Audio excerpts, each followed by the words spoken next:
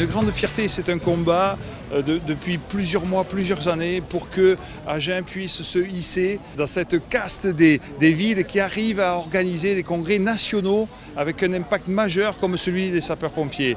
Et je vous assure, c'est une date historique. Historique pour la ville d'Agen, l'agglomération agenaise, pour ses 100 000 habitants et bien sûr aussi pour le Lot-et-Garonne, d'accueillir ce congrès-là.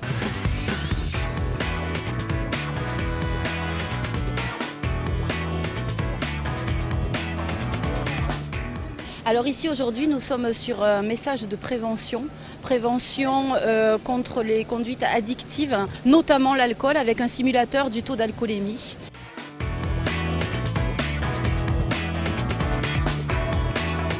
Alors c'est un stand d'initiation aux prises d'appel. On explique aux gens les différents numéros pour appeler les secours, de façon que le jour où ça leur arrive, ils ne soient pas démunis avec le stress.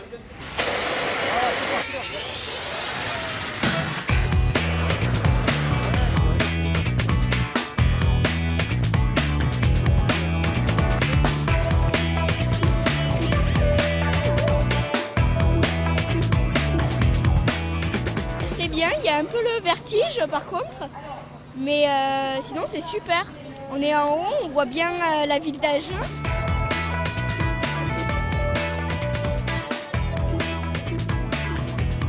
Moi je trouve ça génial qu'ils montent des démonstrations en vrai et qu'ils le montrent aux enfants. C'est vrai qu'on a tendance à oublier qu'au contraire c'est un métier à risque et ils pourraient risquer même leur vie pour sauver des vies et c'est important d'en prendre conscience.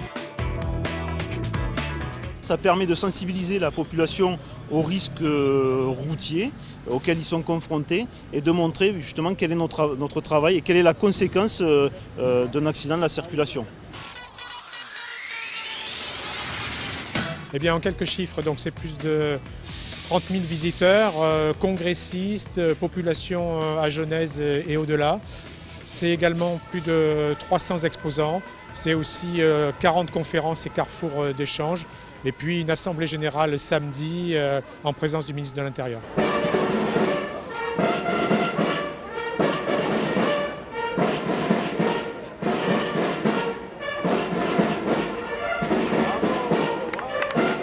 Vitalité à travers l'histoire, 122e congrès, c'est donc une très longue histoire. Et puis vitalité à travers 3 mots qui sont importants pour moi, l'engagement.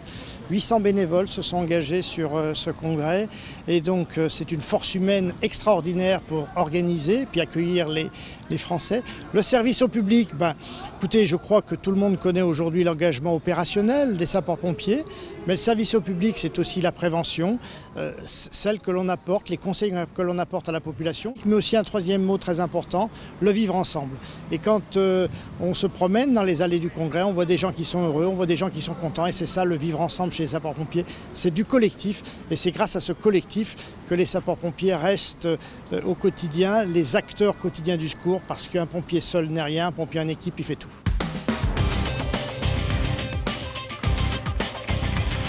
On utilise une charge combustible la plus petite possible. Allez, bon brûlage à vous. Ok. À tout à l'heure. Souvent, le pompier pense qu'il n'y a que la fumée chaude qui brûle. Et donc cet outil, il nous permet de comprendre des tas de choses.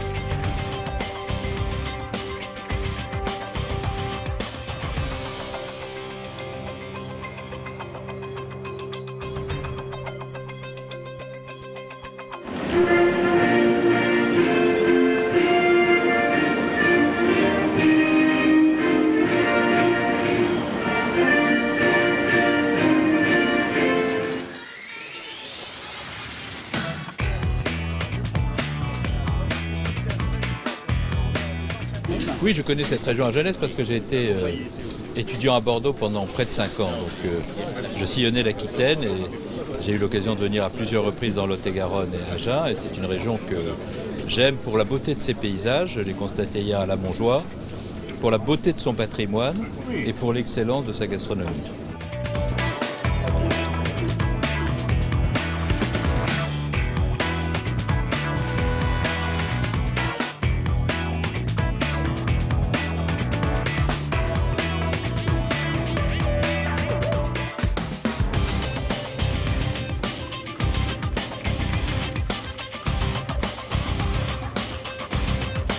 énorme, voilà. Il n'y a pas d'autre mot, on a besoin d'eux. La prévention, la sécurité et puis au-delà de ça, la bravoure des hommes. Pour éteindre le feu, sauver les personnes et en montagne aussi. C'est pour voir des camions anciens et des camions nouveaux. Enfin c'est amusant de voir des camions et c'est pas toujours qu'on voit des défilés comme ça. Les pompiers, c'est les gens qui sauvent, c'est clair. Voilà, c'est super important. Ouais.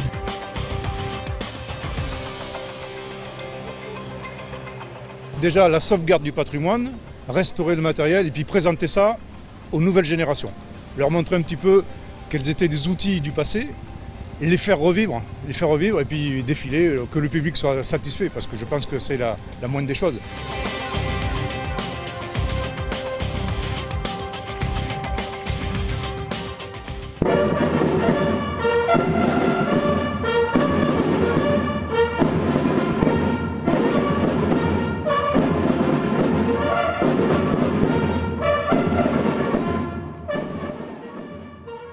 Il me reste l'image de cette cérémonie de passation du drapeau et puis aussi la joie de tous les bénévoles, plus des 1000 bénévoles qui ont accueilli les congressistes et les visiteurs du département et puis aussi la présence d'un ministre de l'Intérieur qui était ravi d'assister à ce 122e congrès, voilà, et qui a mesuré tout le travail et toute l'organisation qui avait nécessaire pour faire de ce congrès une réussite. Des images de congressistes et de visiteurs du congrès rayonnants, avec le sourire. Je garderai une chaleur humaine très forte. Je garderai aussi, bien sûr, toutes les dégustations que nous avons faites. Nous avons bien mangé, nous avons bien bu. Et puis en plus, comme il a fait très beau, tout était parfait pour que ce soit un congrès parfaitement réussi. Vu de la ville haute que nous sommes, l'organisation a été huilée au point de vue à la fois protocolaire, déroulement des réunions, circulation, parking. Voilà, tout ça, ça a marché et donc c'est quand même pour nous beaucoup de bonheur parce qu'on sait maintenant qu'on peut le faire. Alors des congrès comme ça, on n'en aura pas tous les 3 mois, hein, donc on le sait. Mais 1 ou 2 de temps en temps, ça fait du bien. On va découvrir en avant-première les mascottes du congrès de Tours qui devraient faire leur apparition. Bravo!